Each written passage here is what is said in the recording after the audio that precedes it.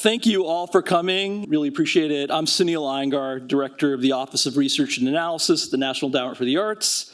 Some of you know that because we've been upstairs at a session for the last day or so, a series of sessions. This panel discussion is coming on the second day of the convening of the NEA Research Labs, where we've been providing technical assistance, professional development, and networking opportunities for arts research investigators and their partners associated with recent lab awards from the NEA. What we wanted to do with the second day, morning actually, is to open up the conversation to some other past and current lab award recipients, but also colleagues in the arts funding community, so we can explore a little further how such research might benefit national, regional, and local policies and practices concerning arts and culture.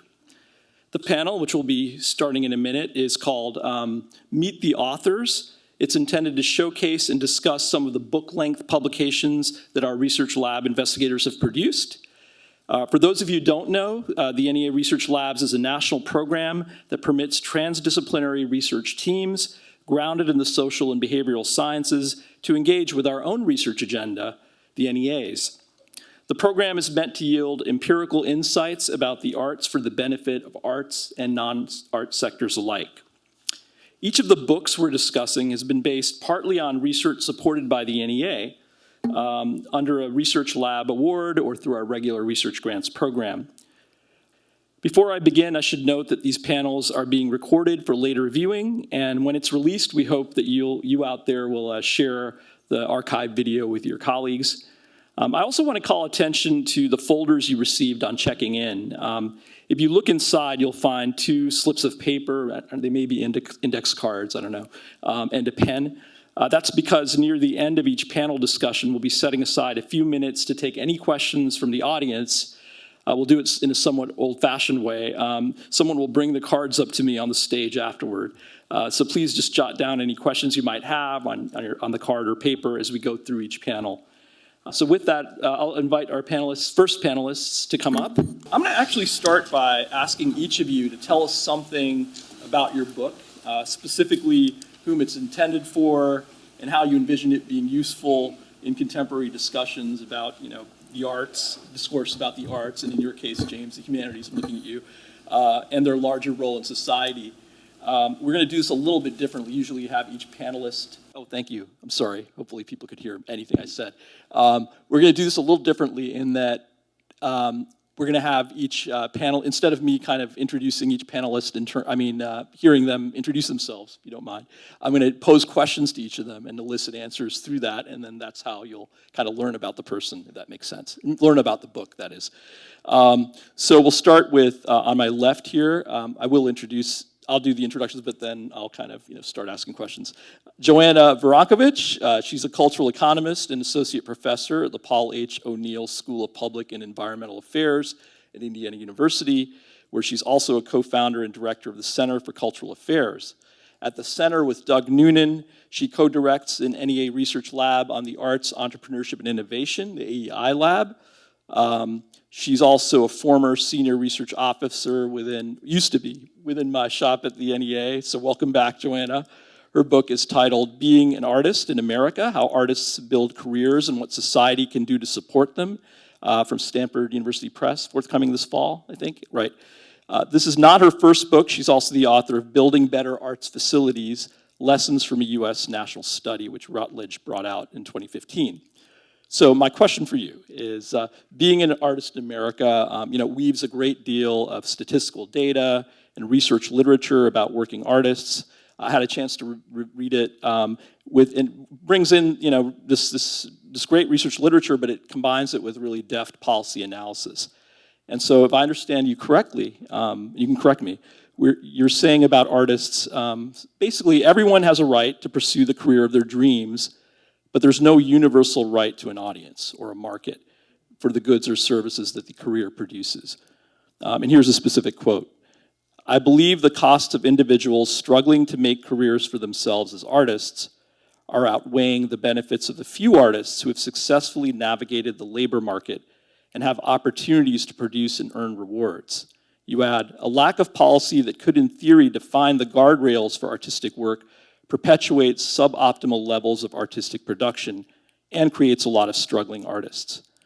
But you do point out, though, that, I'm going to let you respond, you point out that the book is trying to support smart policy for supporting artists as workers. So I was hoping you'd tell us why you wrote this book, but I also would like you to speak, if you could, to the question of how and in what way does the book try to advance more thoughtful funding and policy to support artists in the US. That was a mouthful, but. Oh, okay. Thank you. Should I take that? Maybe. Thanks. Thanks, Sunil, first off, for reading it, because not many people have read it yet, so to get a positive response from you after reading my book actually means a lot, so thank you. And yes, thank you also for listening, because it's not published yet. It'll be published in the fall. So the book is about, I think you get a little bit of the picture, but it's about how artists build careers, which is in the title. But it's also about larger policy issues around artist work. This has to do with how we value artists, what the definition of artist is, larger arts policy issues, but also just in general how to design good policy, which is where I come at this book from as a person who has studied policy analysis and economics. I'm really thinking about what's the most effective and efficient ways to design policy to help stimulate artistic work. I wrote this book for probably two audiences. One is the policy makers, and I define that really broadly. These are foundations, obviously government organizations, but also unions, all these people who are people and organizations who are creating the landscape for artist work. But I also wrote this for fledgling artists. I would love it if my dream for this book is actually if every single person in an art school would read this book before they graduate or even before they go into art school to understand what the nature of career building in the arts is.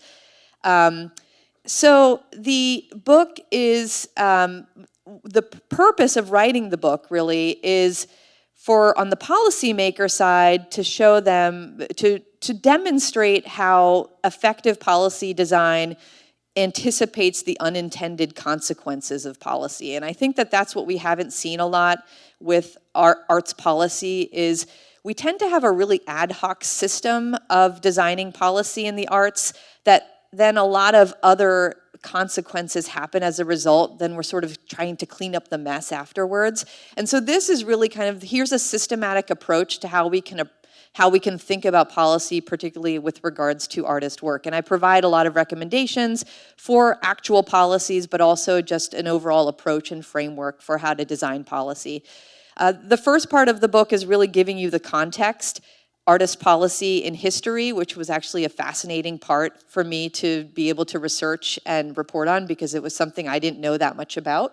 I learned so much in that part. And then the second part of the book is really what I call the meat and potatoes, which is the data analysis, which is I go into how artists train, how artists work, and where artists work. And I use data, I use research to really give a factual understanding of how it works to build a career in the arts.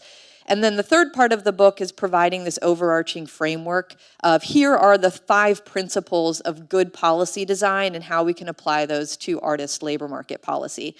And even at the end of these chapters, I provide really, really just concrete recommendations for how to design good artist policy. So for example, in the chapter on how artists train, I talk about how we should not have people going to art school taking out hundreds of thousands of dollars in loans to go and be an artist. We simply should not have it because, like the quote that Sunil mentioned, I believe that, the burden on society for struggling artists is actually outweighing what we can get from a really healthy, thriving artist market. So we should actually have policy that prevents people from getting arts degrees and not being able to pay for them and going into careers that they can't pay these loans back. And that should be policy that's made on the part of higher education institutions, on the part of government policy. There are ways to actually fix this.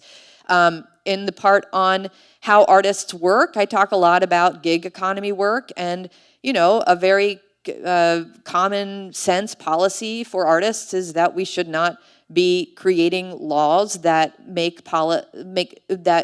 force firms in order to classify artists as employees and not independent contractors because it goes against the nature of artistic work and actually limits the number of jobs that artists have in order to obviously pursue their livelihood. So I provide a lot of really concrete recommendations like that.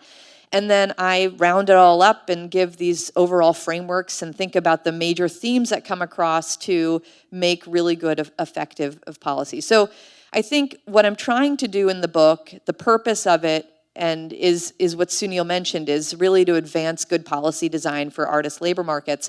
But, you know, I push this approach that we design policy in such an ad hoc way, not only around artists, not only around the arts, but really overall. And really thinking about policy systematically and long-term is the way to get over many of the challenges that we face in the artist labor market and in the arts. This will probably take a long time. Good policy design takes a long time, but it's something to be patient for because ultimately it will, I think, bring rewards to the market. Thanks a lot. The book, again, is Becoming an Artist, and it'll be out. Being an Artist in America, sorry. Being an Artist in America. Thalia is next. She also has a book coming out. Thalia Goldstein is Associate Professor in Applied and Developmental Psychology at George Mason University, where her research focuses on children's development of social and emotional skills, specifically in relation to children's taking part in pretend play, theater, drama, and other imaginative activities. She's also co-director of the NEA Research Lab Mason Arc at George Mason and is a recently elected fellow at the American Psychological Association. Her book, and when is this coming out again? July 26th. Oh, specific date here, okay. Is called Why Theater Education Matters, Understanding Its Cognitive, Emotional, and Social Benefits. It's published by Teachers College Press. So Thalia, your book draws extensively from a multi-site study you've created called the Thinking on Stage Study, which tracks school-based acting classes for kids in 9th to 12th grades. You analyzed the data from the study and from other sources and came up with something called the 8 acting habits of mind, which you describe as having being taught through teaching, through theater and acting classes, whether the instructor knows it or not, right? You also suggest this is your quote, there's a high demand for this information because while teachers see effects of theater education in their own daily lives and with their individual students, they also need a well-informed, researched, expert perspective that is more broadly based than personal experience. So let me ask you too, can you elaborate on this reason in telling us why you wrote the book? Why is it important that teachers know this? And what are the 8 acting habits of mind anyway? I realize that time may not permit you to get into every single one of them, but maybe you can give us a quick rundown. This way Sunil can keep his mic. And yeah, thank you so much. And again, because the book comes out in about 5 weeks, 6 weeks, not very many people have read it, so thank you for reading it. And you can pre-order it now, though. So the idea was that theater teachers, actors, performers, obviously arts educators have for a long time had a very extensive list of what they see in their classrooms and what they believe is happening for their students as a result of taking acting classes.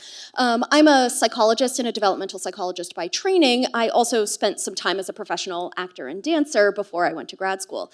And so the connections between the kind of social, emotional, and cognitive skills that children and adolescents need in order to be active and productive members of their schools, active and productive members of society, to form connections with other people, it seemed fairly self-obvious to people who have been in the theater for a long time. But the empirical and experimental work has sort of lagged behind what theater folk have known for a long time. And so the perspective that I took for the book was to go to 5 diverse representative schools from across the United States, and I just did the most naturalistic study I possibly could. We set up in the corner, we put a camera in the corner, we got consent from everybody in the room, and we just filmed.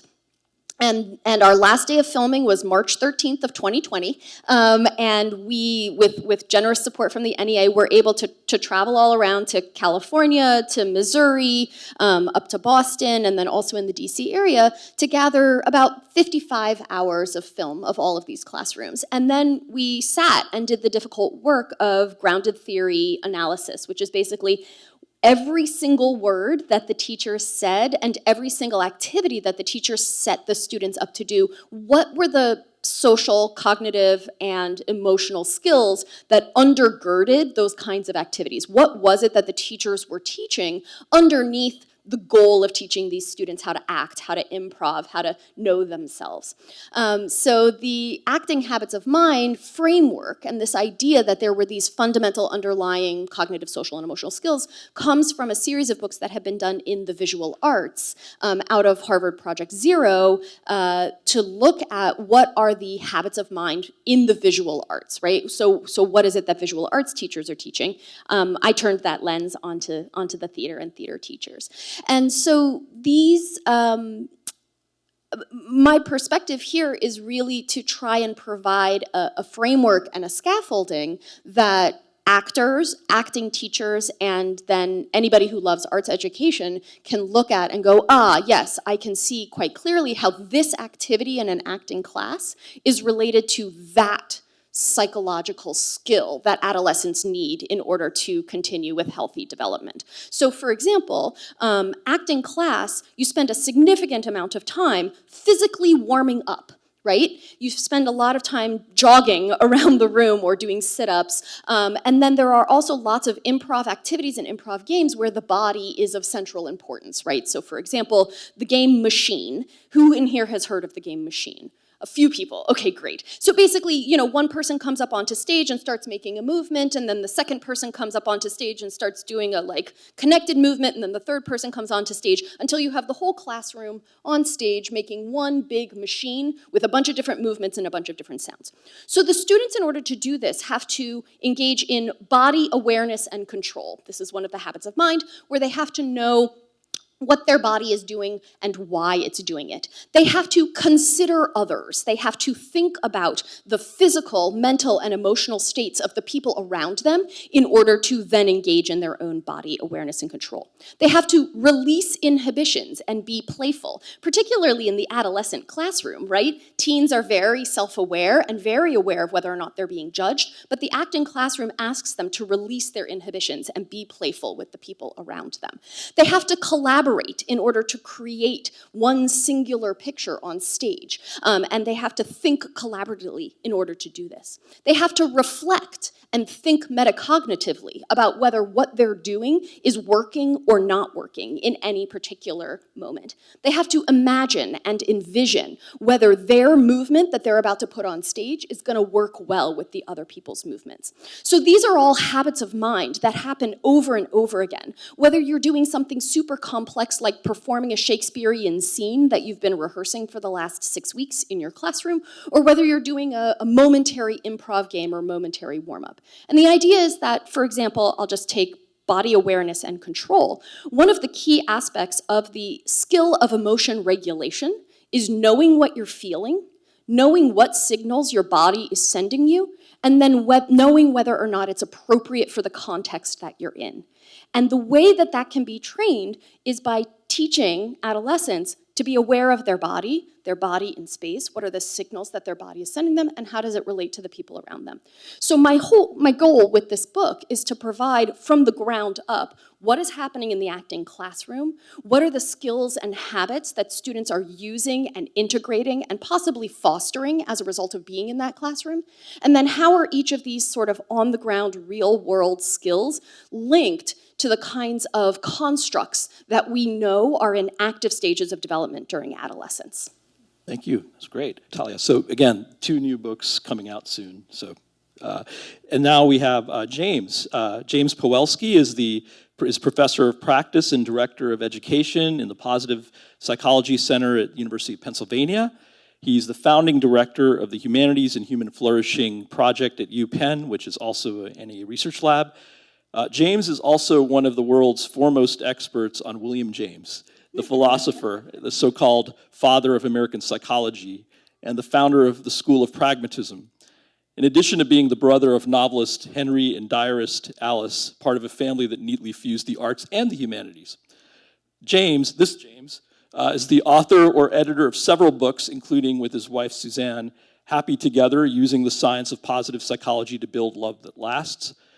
For this panel, we'll be talking about the Oxford Handbook of the Positive Humanities, which he co-edited with Louis Tay.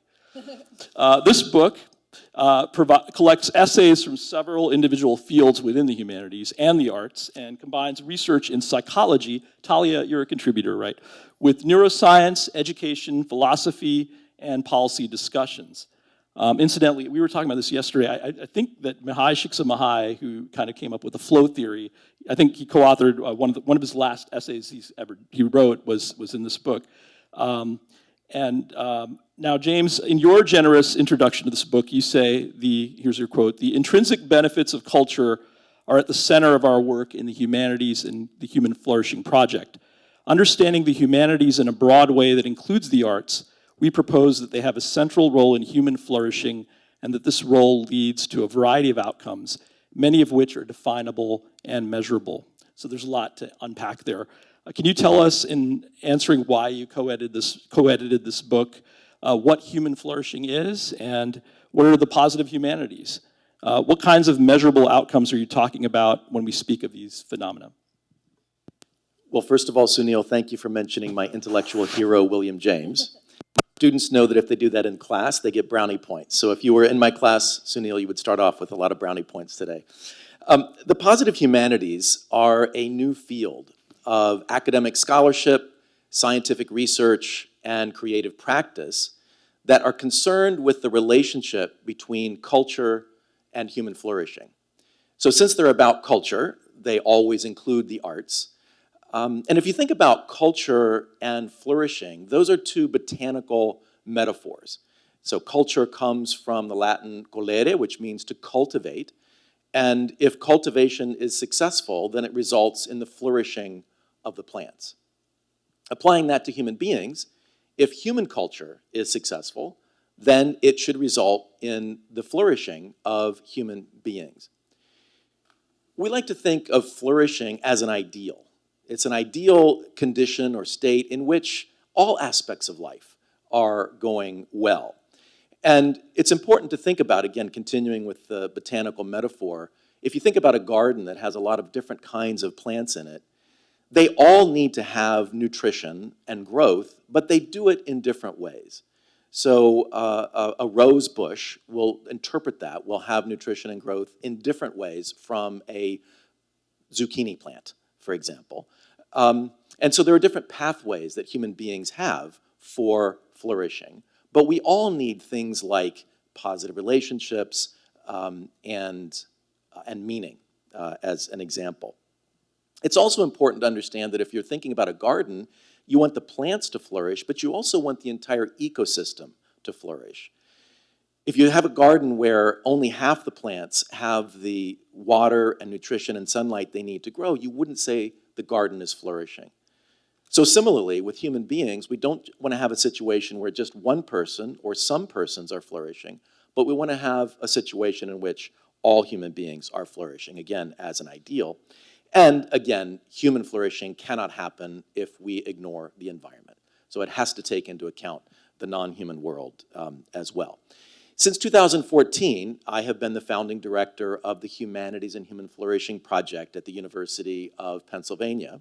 And we are incredibly grateful for the support of the NEA designating us as an NEA Research Lab since 2020. And in our focus, for example, on academic scholarship, we have convened groups of scholars across 8 different disciplines in the arts and humanities, and we asked them, what can your discipline contribute to the conceptualization and the cultivation of human flourishing? We've taken the essays that they've responded to that question with and put them into books. And so we now have 7 volumes that have been published. The 8th volume is on visual arts and human flourishing, and that is due out later this year. Thalia was one of the social scientists that we brought in also to meet with specifically the work, the group on theater and human flourishing.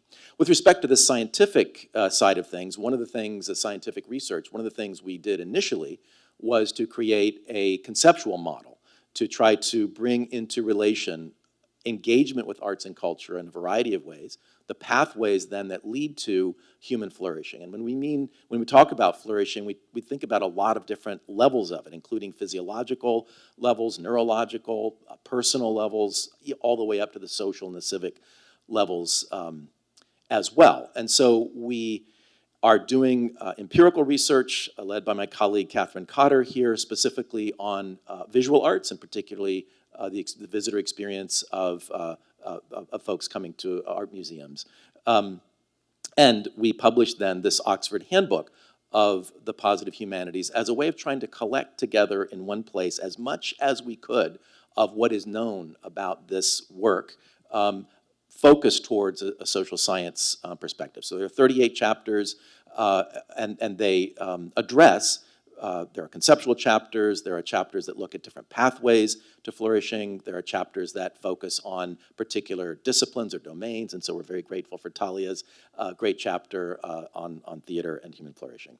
And then finally, when we think about the creative practice, we want this work to be valuable and to make a difference in the world, not just in terms of filling scientific journals with interesting articles.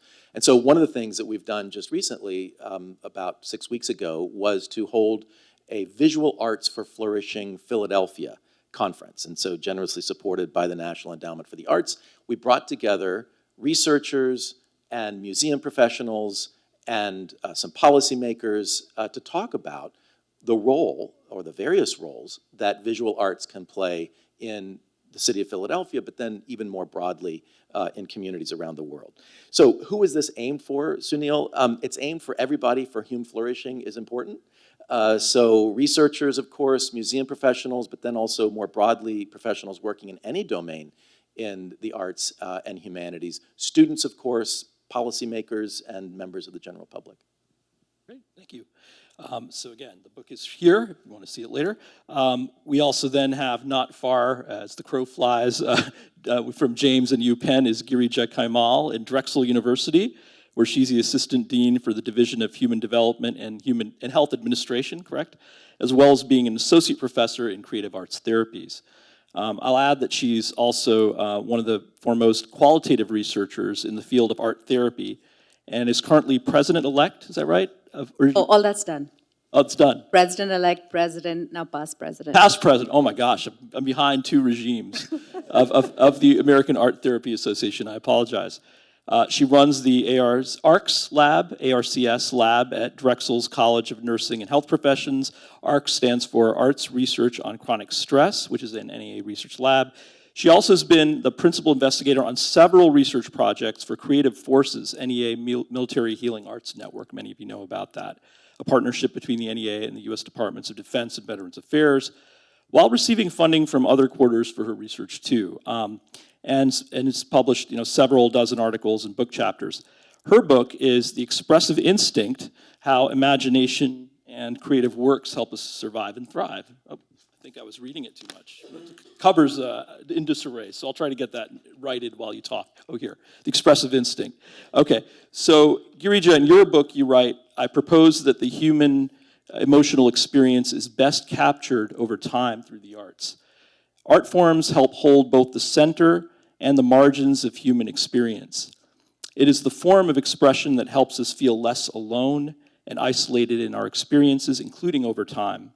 To experience art is to feel a sense of belonging, but to create art is to invite others into this new symbolic and metaphorical space, which is an important theme of this book.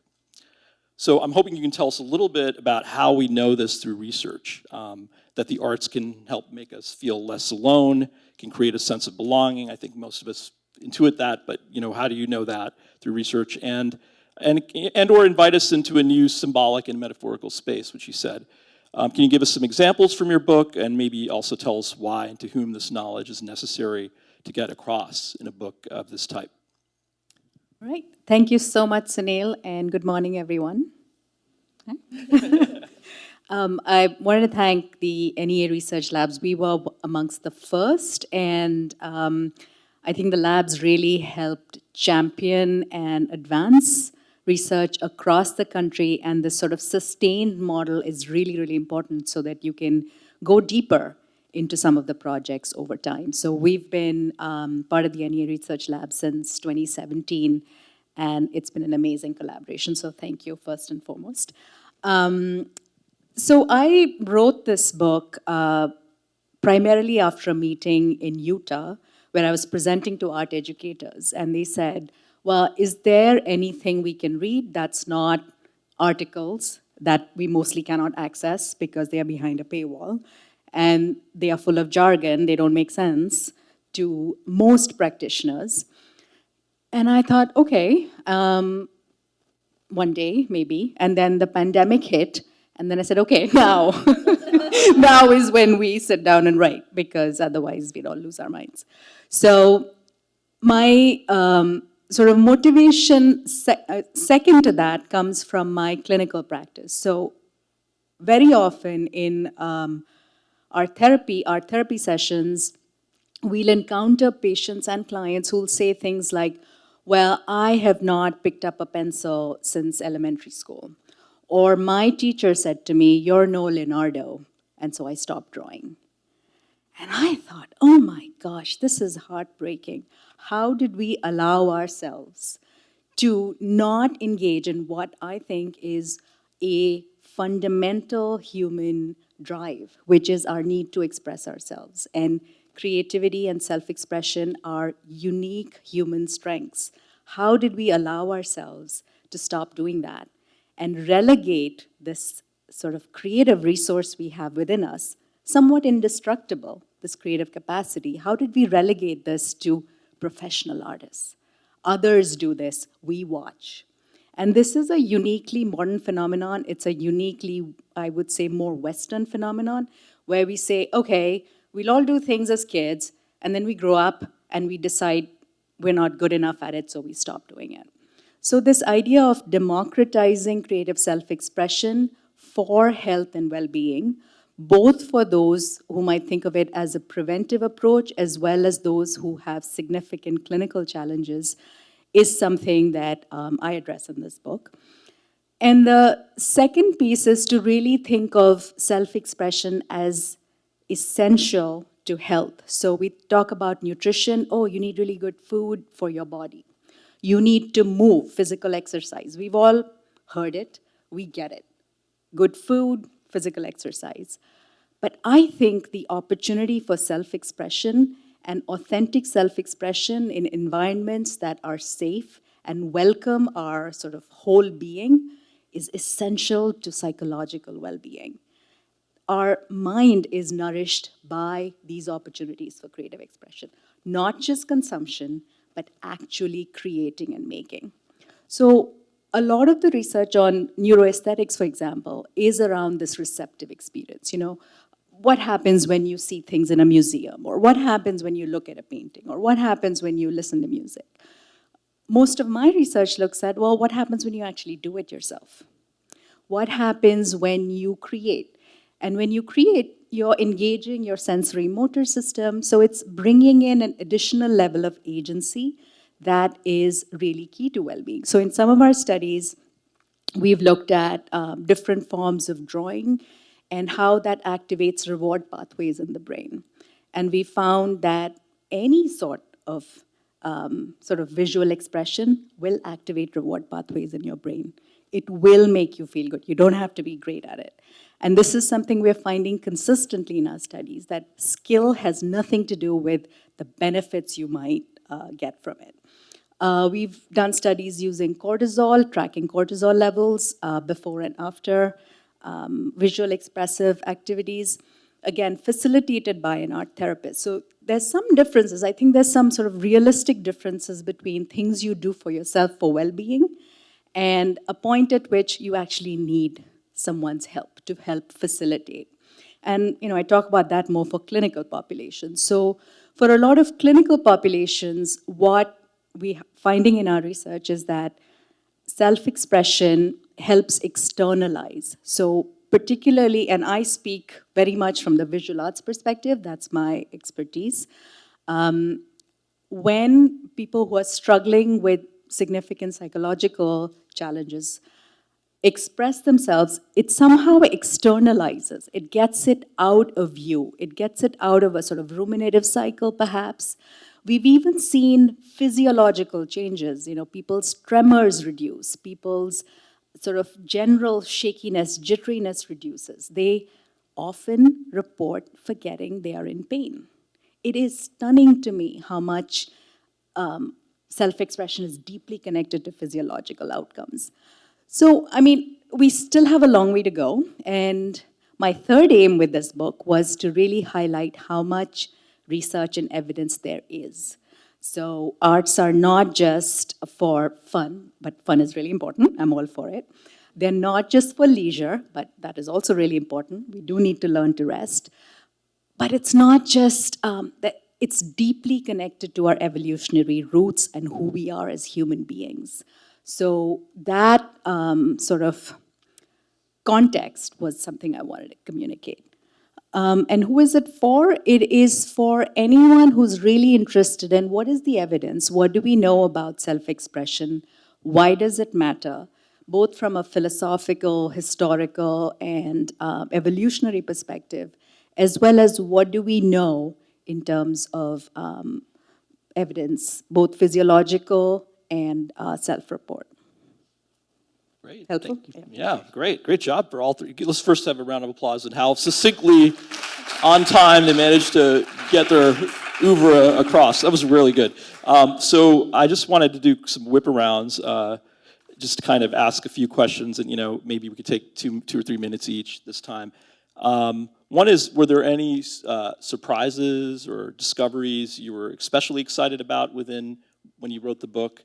Is there something, maybe another way of thinking about it is, was there something you didn't know before, but then something you knew that you didn't know when undertaking this work?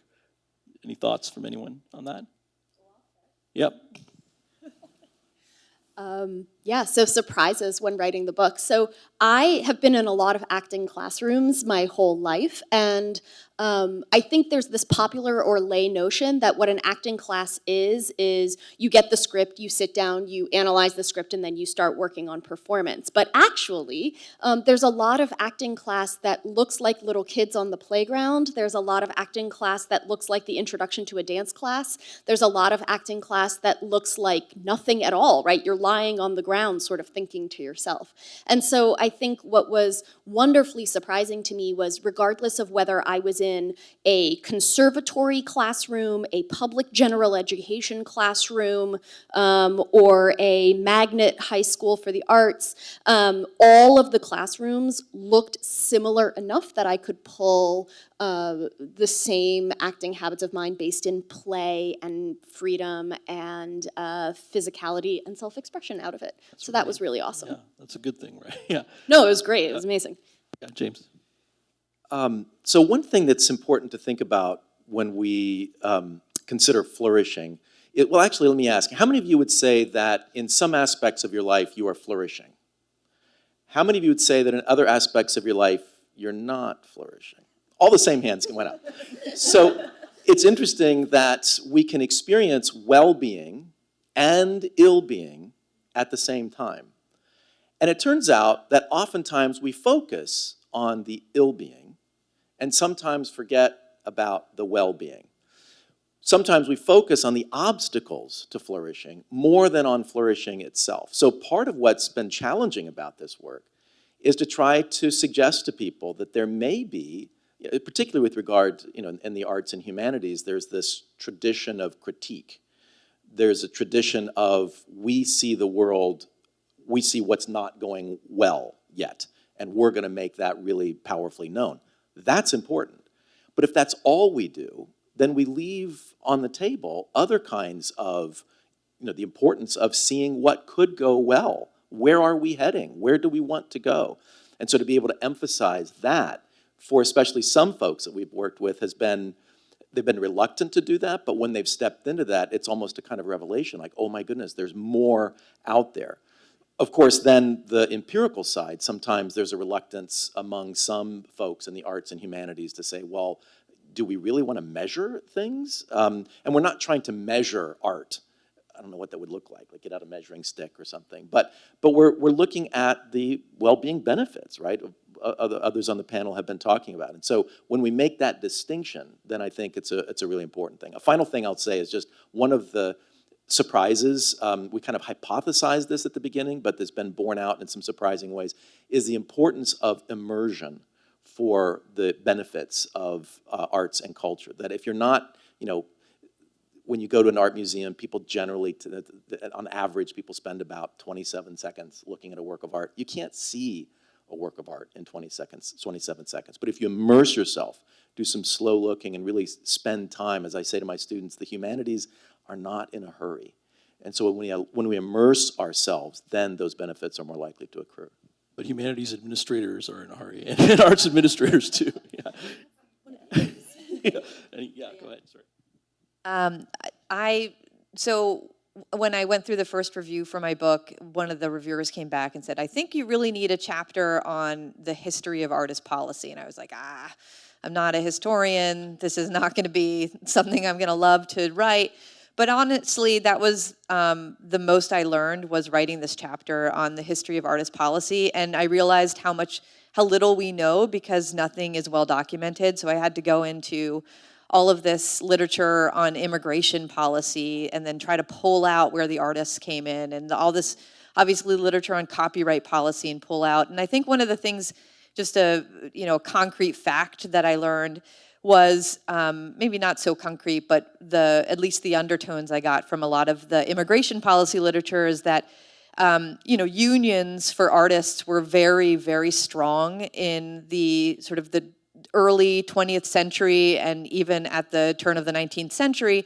And the political undertones were very different, I think, from what we consider are the political undertones for unions right now for artists and creative workers. It was actually the political undertones were actually fairly conservative and exclusive with regard to artist unions, and actually even quite racist, because there was a lot of exclusion having to do with foreign performers coming over from particularly Asia and China and not wanting to integrate them into the American workforce. So that was one thing that I was really surprised by, but also, it was not my area. I never really thought about looking into the past to figure out what we should be doing now and in the future. So that was something I think that was most useful for me in learning.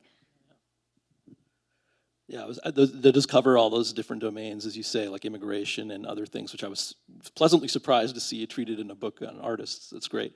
Girija.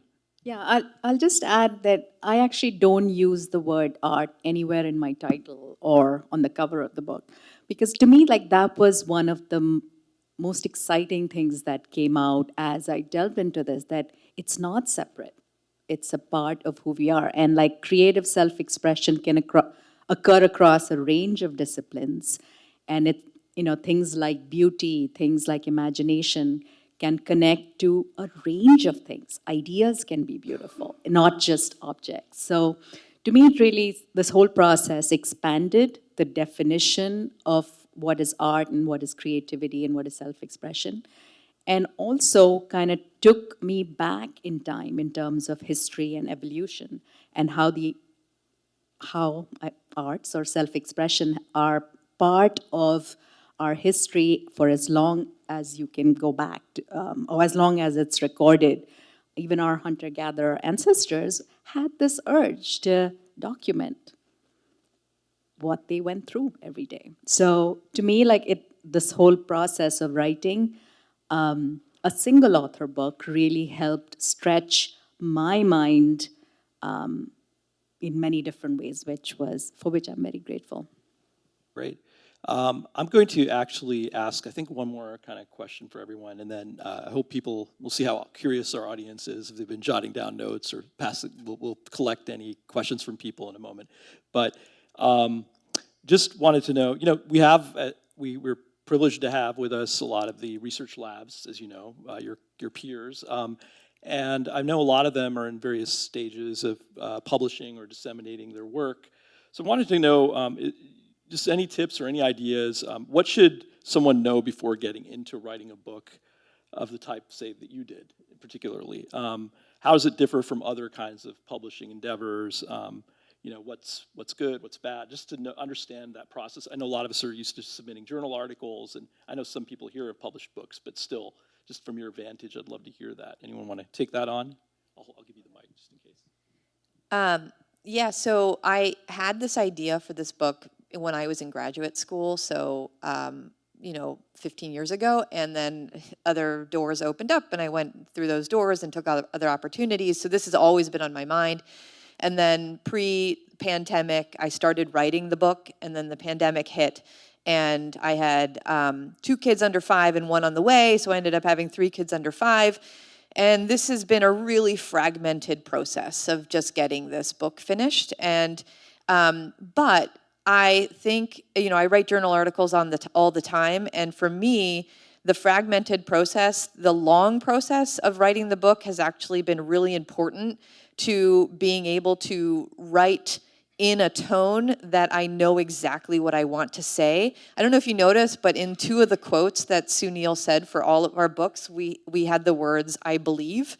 And you can't really write that in a journal article, right? But in the book you can, and I think it took me that number of years to get to the point where I could say, I believe that this is true. And that, for me, is very different in book writing versus journal article writing, and also just really liberating. It feels really good once you get to that point to be able to say it. I had an editor, a developmental editor, and I told her, she's like, give me some ideas for how you want me to edit the style of the book. And I'm like, here are some really confident men who I've read their books and I want to sound like them. And she's like, okay, that's great. And they're so strong in what they say, and like nobody can argue with them, right? That's how they sound. And obviously you can, but that's the tone. And I said, this is what I want to sound like. So she helped me with that. I think the other piece of long rumination, being able to get to the point where you say something, say something that comes from your heart, but also the process itself, it's not you just email a press and say, hey, do you like this, do you not? And they say yes or no.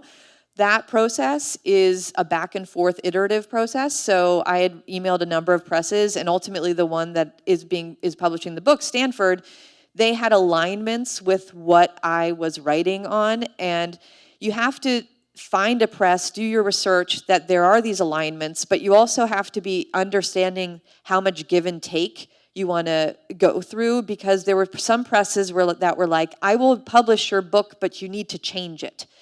And I was like, well, I don't think it's going to work. And even though it was like the best press, so I will say one of them was the University of Chicago Press, and I'm a University of Chicago grad, and I was like, yes, of course I want to, but I said I don't want to change the book, so I moved on. So you have to be really ready to know exactly how you want to work with the press and what the press is getting from you and what they're giving back, and just be comfortable that it's a relationship and not any, and it's not I'm providing you a manuscript for your production. Yeah, I co-sign all of that. It was a similar process for me. I was going to answer this question sort of wearing 2 hats, because I've also been the editor of the journal Psychology of Aesthetics, Creativity, and the Arts, which is APA Division 10's journal, for the last 7, 8 years at this point. And so I think a lot about what kinds of work are particularly relevant for journals that publish mainly empirical and experimental work like PACA does, versus what's applicable in a more book form. And for me, the way I've been thinking about it is about 2 perspectives. One is audience, and the other is how much of a bite do you want to take off for each of these different kinds of systems of delivery, right? So for an article that gets published in a peer-reviewed journal, it has to tell a fairly clean, specific story from hypothesis, methodology, results, and conclusions and implications. And it has to tell that story in such a way that scholars will be able to not just understand,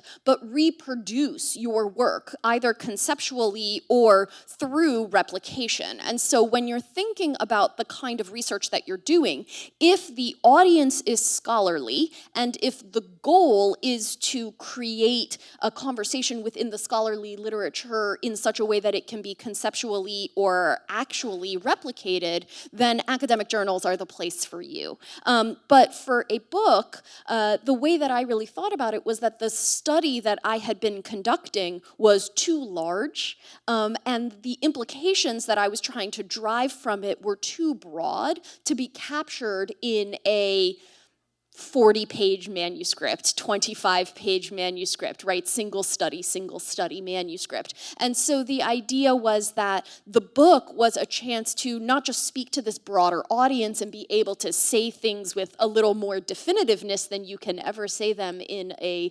scholarly empirical article, but also to be able to really take the time to expand out on, well, here's all of the other networked literature that is relevant here, and here are the other directions that this could go, and here's the section on future research with a bunch of spun out hypotheses on ways in which I hope the whole field of research in theater education sort of will start to go into. And so size, right? What is the size of the size and scope that you're trying to reach as a result of where you're going with the publication? And so the broader the size, the broader the scope, I think the more likely we are to head towards books. So when you think about a handbook, so our Oxford Handbook of the Positive Humanities has 38 chapters, some 70 authors or co-authors. Perhaps the most important thing when addressing a project like this is to be organized. Second best, if you're not organized, is to have a team member who is organized. So in our case, we had a research manager, Michaela Ward. Thank you, Michaela, who helped keep us on track and communicate with the authors and so forth. Another thing that is very important is to have a style guide that you clearly communicate to authors before they write things up in a style that's not right, because it's a lot easier to try to suggest to them or ask them how to do it rather than to try to fix it once it's been done. So having a clear style guide that you communicate to the authors. And then finally, I'll just say a little tip that I think works whether you're doing a handbook or just in general if you're writing drafts of papers. How many of you have ever had a situation where you've worked on something and you've put various iterations of it in a folder, and then sometime later you come back to it and you see things like draft, second draft, final draft, final draft, final draft. Anybody like me? Yeah. So that's, when you're talking about 70 authors, and that's a real mess. So what we learned halfway through the process, we were grateful that we learned it, always put a date stamp in the subject line or in the file name of the document. With the year.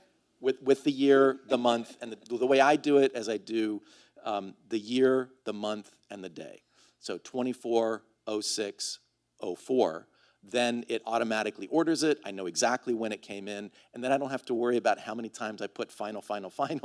That's where it was. And then once it's submitted, I also put like a particular folder with submitted version, and then I know that that's what actually went into the publisher. Love it. That's for all the final folks. So a few lessons for me. This is a long process. So I remember my editor saying, I was like, I'll submit the draft and blah, blah, blah. And he's like, no, this is 2 years from when your proposal is accepted to when you get your printed copy in hand. So definitely sort of a long game. I had visions of going to the woods somewhere and just writing, so focused. But I have a 10-year-old and a 17-year-old, and that was clearly not going to happen. I at most got 1 week when I dispatched my whole family to another state, and I said, all right, I'll get some focus time. So figure out, where you are and what works for you. So since I couldn't do this fantasy retreat cabin writing, I woke up at 4 every morning, and I had 4 to 7 focus time when no one else was awake at home, and that was my time to really go chapter by chapter and really sort of invest in what it is I want to say. I don't imagine myself writing a ton of books. I mostly do journal articles. That is my sort of professional work. But I knew the 1 or 2 books that I would write would have sort of all of me in it. And sort of really figure out what is your relationship with writing, where do you really want to sort of see yourself, and find your place that way. Great. Well, I hope this is, I'm sure it will be very useful advice to our colleagues, our labs. I'm hoping that maybe somebody from our staff could help just to collect any questions that people may have. Again, we're doing this a little bit old-fashioned style, but I think it'll be good. This will be great. Thank you. Oh, thanks so much. Let's hear it for our runners. Come on. I haven't got any questions yet, but yeah. Oh, thanks. Wow, thank you so much. Oh, yeah. Oh my. Yeah. Well, I'll give them to you if it need to be. Okay. Let me see here. Didn't expect quite so many. Okay. Oh, this is a good one. If you're speaking to the early career researchers in this room, oh, thank you. Researchers in this room who are maybe worried about holding enough knowledge or skill to be able to take the step to write a book, what advice would you give? So maybe 1 or 2 you could speak to that. So I know you're speaking about writing, but if you're brand new to this. Yeah, I can speak to that. I will say, for me, it was somewhat strategic as well, because when I started my, I would say, academic journey, I was told, publish in peer-reviewed journals. That is your pathway to tenure. I will also say I did not feel like I had anything to say for a whole book till I was in my early 40s. So do write by yourself. I was like, I don't know I have anything to say. But when I had something to say, I sort of invested in it. You have to figure out, for some tenure track or faculty positions, the book is your big contribution. For others, it's peer-reviewed articles. So figure out where you're at, and a book is a big undertaking, so you want to dive into it, fully wanting to do it. Great, thank you. Can I just say, when I was working on my first book, which was Sunil on William James. Oh, there you go. I had as my daily, my task, my schedule for, one summer I was working on it. So for every day, work on William James' book all day. And what I learned when I hired a coach who helped me think about this, you can't work on a book. What does that mean? You can work on the references section to chapter 2. You can work on the acknowledgement section. You can work, there are tasks that you can do, but you have to chunk it down, right? And you can't work on it all day long. Maybe if you're in a cabin for a week, but you need to have breaks and so forth. So, and I love that. So do your work today. That might mean writing articles today. Do your couple of hours, whatever it is, every day, and that will accumulate. Whether you're specifically working on a book, what I do, very similar. I get up, first thing I do is I do my scholarly work. And then at 7 o'clock, I wake up my wife and my son and get them off to school, right? But having some kind of daily time that works for you.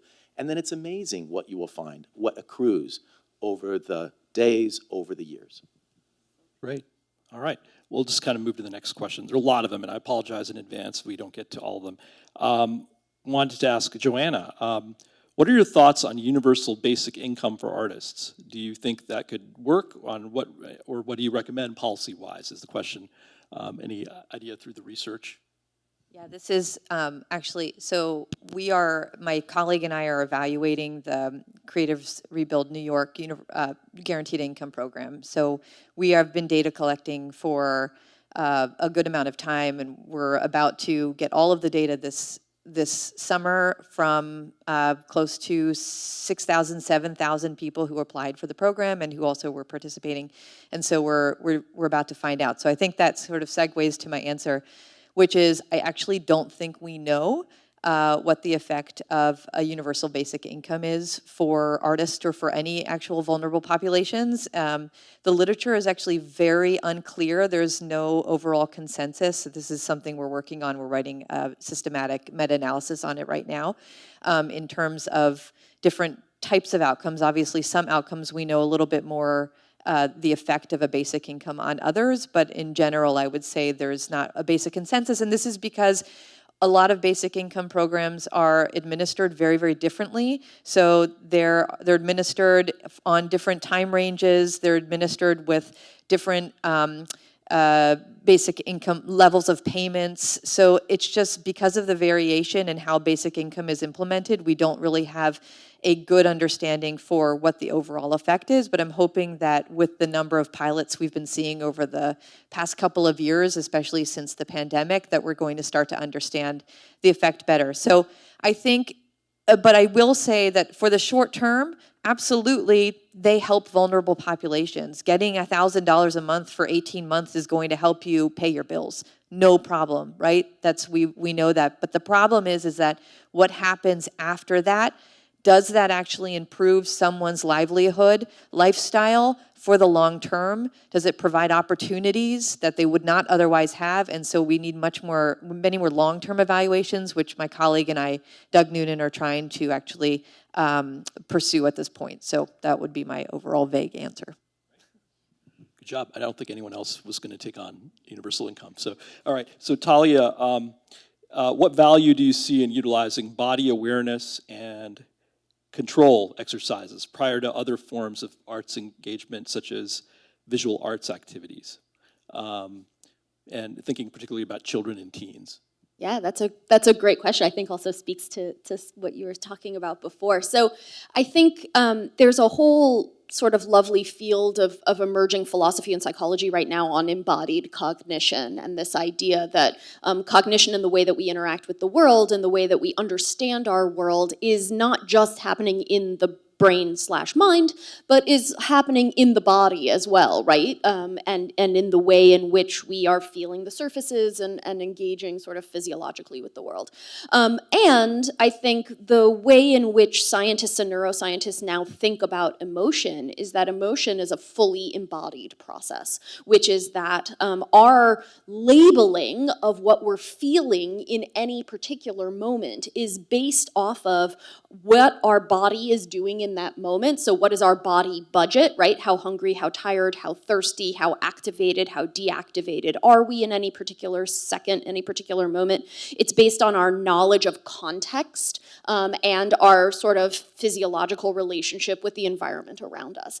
And that is a thing that when we talk about the development of emotion regulation, we are talking about the development of children's understandings of their own bodily experience of the world and embodied reaction of the world. And when we talk about emotion regulation and healthy forms of emotion regulation, we are talking about our understanding of our physiology and our ability to calm our physiology down, right? We know that suppression, which is the denial of what you're physically feeling, does not work as an emotion regulation technique and leads to all sorts of negative effects like increased stress cortisol and other kinds of sort of negative health outcomes. We know that instead our understanding of the body, our ability to reconceptualize the reactions that we're having in any particular moment is a healthier way to regulate emotions. So any sort of exercises, any sort of activities that teaches us to be metacognitively aware, so having thinking about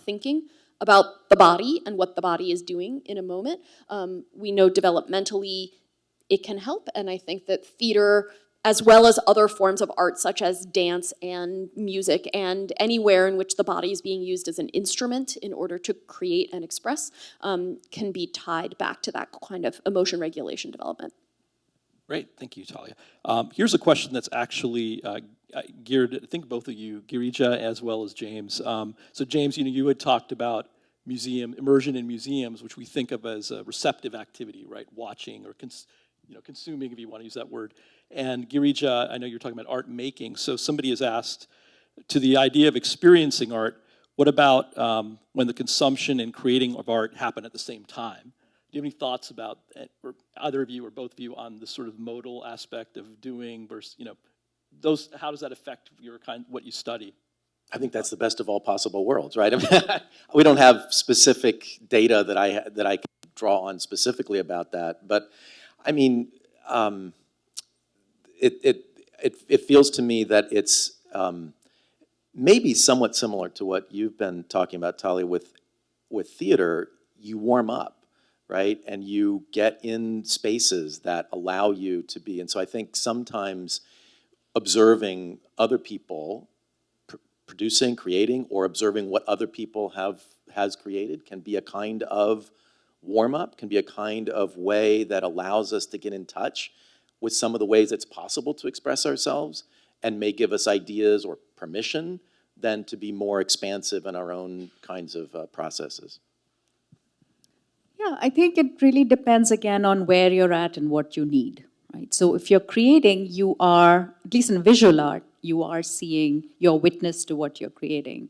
In music, dance, I guess there's some amount of others who are witness or recordings or things like that. I think, sort of another way to think about it is, what do you need in the moment? So sometimes when we are really worn or fatigued or in despair, perhaps viewing and listening is all we can do and all we really need. Sometimes we need distraction. Sometimes we cannot deal with the challenge of the moment. We want to be distracted, and then when we are ready, we can come back and engage. I think the beauty and the flexibility of art is that it allows you to enter it at whatever makes sense for you. And when you're ready to process, when you're ready to make sense, when you're ready to delve deeper, I think that's when creating really, really helps, because it helps you sort of engage in a embodied way and make sense of the challenge of the experience and integrate it into your life story somehow. Great. So actually, get this, we may actually get through the vast majority of the questions if we're really kind of keep it coming, just really quick. So let's do this. One question that I guess it's for you, Joanna. It's so I don't think you were saying necessarily that the number of arts degrees should be limited or anything, but you did imply, yeah. So okay, so let me not put words in your mouth. It's basically, what might be the unintended consequences of a policy limiting arts degrees? Oh, sorry. Yeah. So obviously, a policy limiting arts degrees would prevent us from identifying, right, people who could in fact become very successful creators. So in any labor market, we're looking to match someone's innate talents with the possibilities for production and for the possibilities of creation in our creative economies. And so the arts degree is a very important trajectory for artists, and that's shown in my book as well. I show that actually getting a degree for an artist is it has a generally positive outcomes in terms of longevity in creative careers, as well as return on investment in terms of just salaries, financial rewards. So one of the unintended consequences is, of course, that we're going to prevent us from finding those people who would actually do really well as artists. But in any policy analysis, you have to consider the costs and the benefits. And I think that is what I'm pretty clear on in the book as well. We're always going to have those costs with any policy we implement, but what's most important is that those costs don't exceed the benefits. So that right now, I truly do believe that the costs of many of those who choose to go to art school are exceeding the benefits of many of those who are successfully navigating the artistic labor market. We have a lot of artists right now who are struggling, who can't pay back student loans, who can't put food on the table, who are putting a huge societal burden on public government assistance programs, things like that. And it's the cost and benefit equation, I think, that's most important to pay attention to. Thank you. Okay, so Thalia, I'm going to ask you this. So what do you think about the so this is basically asking about the status of the nonfiction book. So do you think people will read, and it's not your book specifically, but I think it gets to the question, I think, of what can we do kind of to promote readership of these kinds of books? And I say these kind very broadly. They're all, each of them began, I think, from an academic perch, right? And you clearly are broadening them, writing for broader audiences, as we discussed. Do you have any suggestions or ideas for how to cultivate that kind of readership? I turn to you because you were a former journal editor too. So sure. So I think there's a few different ways to think about this, right? Because not all books are created equal, and in fact, I think the panel is a really nice exemplar of how differently books can be produced from this sort of general field of the social sciences and the arts and the work that NEA supports. So, edited volumes are meant to be sort of more scholarly, but with a bit of an entry to other audiences. I think there are other books that are meant to be really read by what a publisher once told me as the New York Times NPR audience, right? The sort of like a public audience that is really interested in intellectual books and intellectual nonfiction. And then there are sort of books, I think, Joanna, like ours, which are more based in the research and really meant for the audience that is translational in nature, right? Sort of both in the scholarly audience, in the academic audience, but then for me also in an education audience or practitioners of a particular art form, right? And none of this is exclusive, right? I think our hope is that everybody who is interested in these topics finds an access point to these books and uses them in ways that are most useful for them. But I think that the purpose of these kinds of nonfiction books is the deep dive, right? And this idea that the view is expansive from the inside of these books, that it's not just meant to be sort of one study that you then add another study to and then another study to and another study to, but that as individuals who have been in this field for a little bit, and I think this speaks back to this question about early career as well, the longer you spend in a field, the sort of broader and broader your view gets, because you start to form both social networks with other individuals who are also doing this work, and so you get a sense. But then also, I think when you're in a field for a while, hopefully you become more creative about thinking about inclusivity for whose ideas, what other works are relatable and related to the work that you're doing. And so I think that the audience for a nonfiction book and the reason to write a nonfiction book is to give that broader view of the field, right? I sort of joked that the reason I took on my book project in the first place was because a lot of people ask me, well, what does theater do? What's the point of theater? What is a theater class? Like psychologically, what is it? And now what I can do is say, here's 300 pages. Happy to answer questions after you read it, because here's everything theater does. And so I think that's the broadness is really the purpose. Okay, great. So that was long. No, that's good. So if we can just do 1 minute of each. I know that's an imposition, but no, not now. I'm imposing a new thing now, because just to stay in time. So each of you, but I have to warn you, James, your question is a doozy. It's right, wait for it. What, if any, role does AI play in an ecosystem of human flourishing?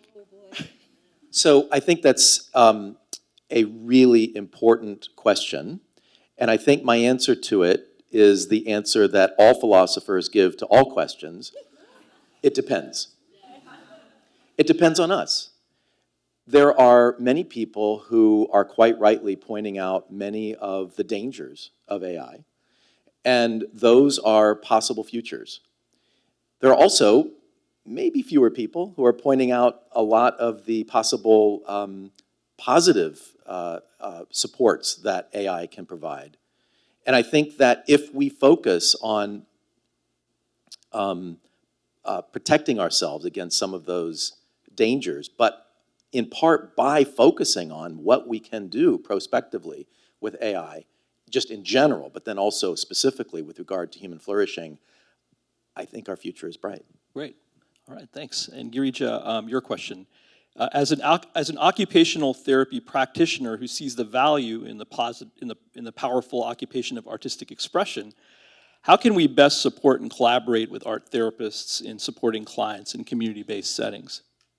Yeah, so I've worked with a few occupational therapists, and occupational therapy also has its roots in mental health care. So I think there's a lot of alignment, sort of the working with the hands, working with some of the fine motor aspects are all spaces we can work together. Schools are spaces we can work together. Medical settings are places we can work together. I think what art therapists might bring to the sort of context and space is opportunities for creative exploration, opportunities for sort of bringing in imagination, bringing in exploration in a way that serves the goals of occupational therapy. Great, well, thank you. Let's have a warm round of applause for our panelists here. Again, the books are Being an Artist, Why Theater Education Matters. Those are coming out soon. And then you also have James's Oxford, this is quite a tome, Handbook of Positive Humanities that he co-edited, as well as The Expressive Instinct. I'm not allowed as a federal employee to endorse a book, but as a thinking person, I can say definitely worth a read, to say the least. So with that, thank you very much. We'll call up our next panel.